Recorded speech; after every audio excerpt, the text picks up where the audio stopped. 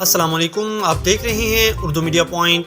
ناظرین، Pakistan super league 7 دلچسپ مرحلے میں داخل ہو چکا ہے۔ 6 شکستوں کے باوجود کوئٹہ گلیڈیٹرز کے لیے پلے آف مرحلے میں پہنچنے کا موقع پیدا ہو گیا ہے۔ پاکستان سپر لیگ 7 تیزی سے اپنے اختتام کی جانب گامزن ہے۔ ٹورنامنٹ میں ملتان سلطانز، کراچی کنگز، پشاور زلمی اور کوئٹہ گلیڈیٹرز 9 میچز کھیل چکی ہیں، جبکہ لاہور قلندرز اور اسلام آباد یونائیٹڈ کے ابھی 2 میچز باقی ہیں۔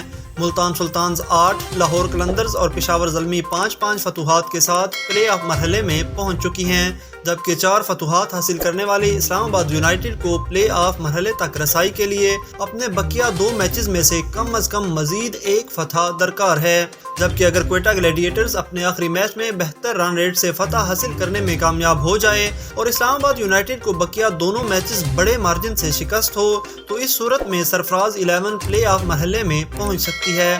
واضح رہے کہ کوئٹہ گلیڈیٹرز اس وقت 6 شکستوں اور 3 فتوحات کے بعد 6 پوائنٹس کے ساتھ پوائنٹس ٹیبل پر 5ویں نمبر پر موجود ہے۔